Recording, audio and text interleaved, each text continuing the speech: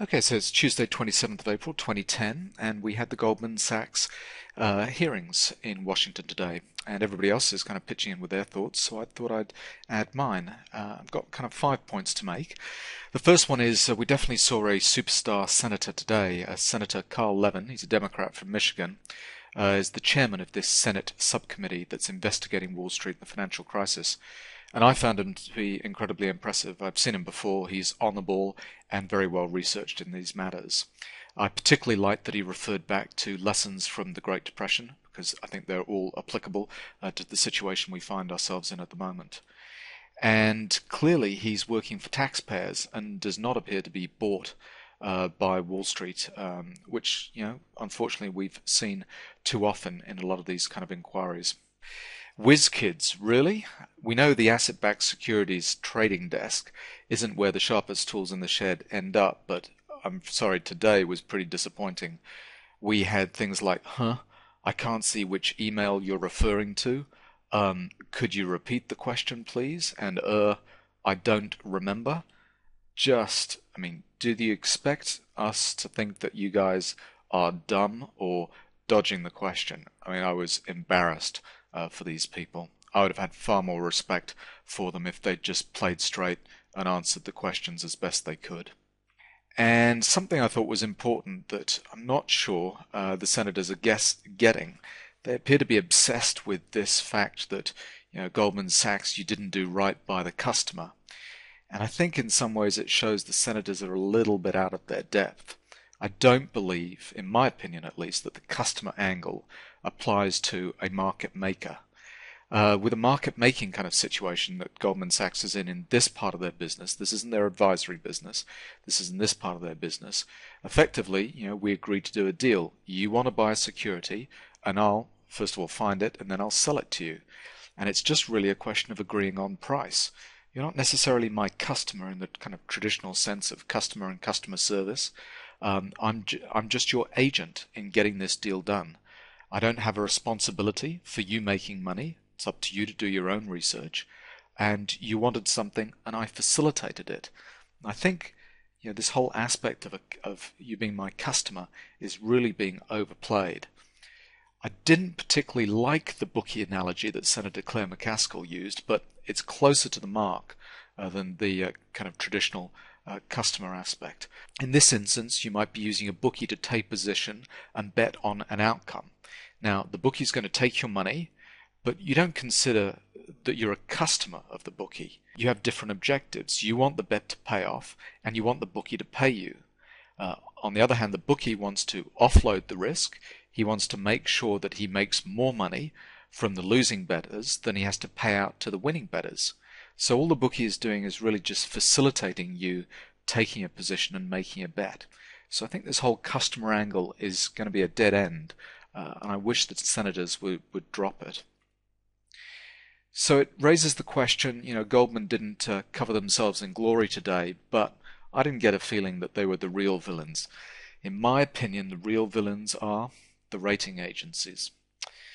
They allowed securities to be AAA rated when they were garbage.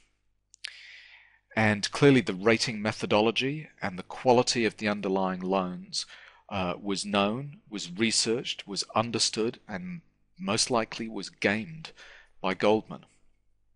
The sophisticated investors kind of involved in these deals on the other side of the transaction with Goldman Sachs relied on the rating agencies, and that has turned out to be a big mistake.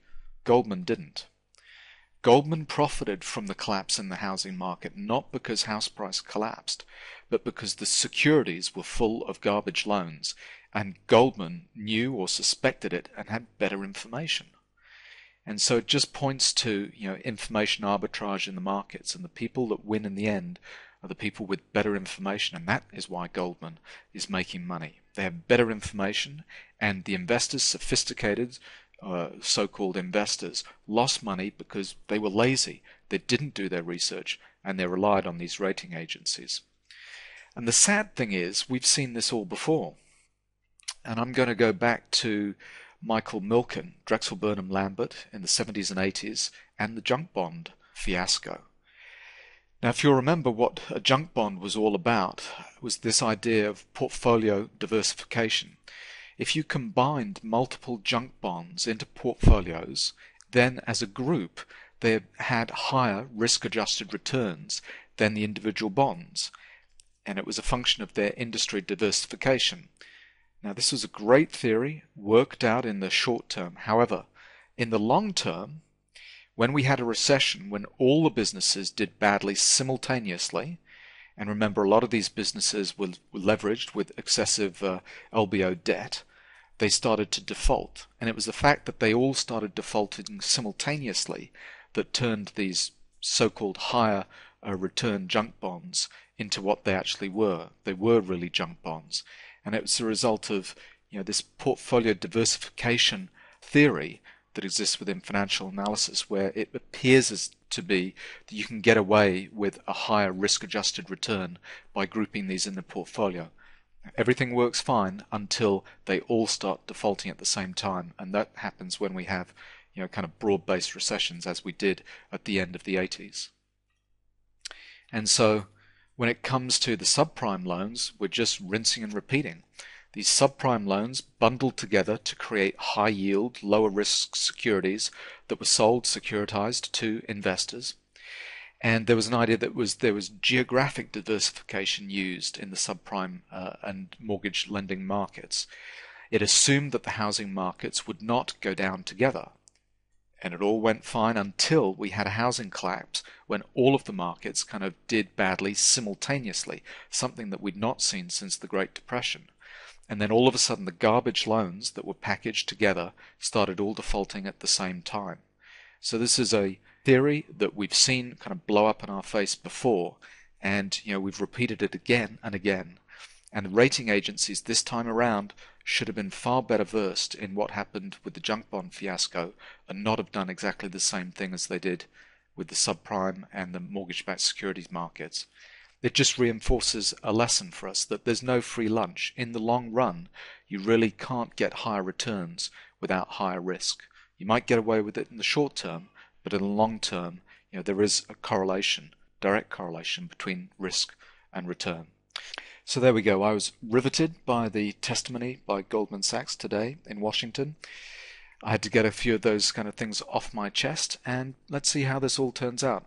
I hope for the better.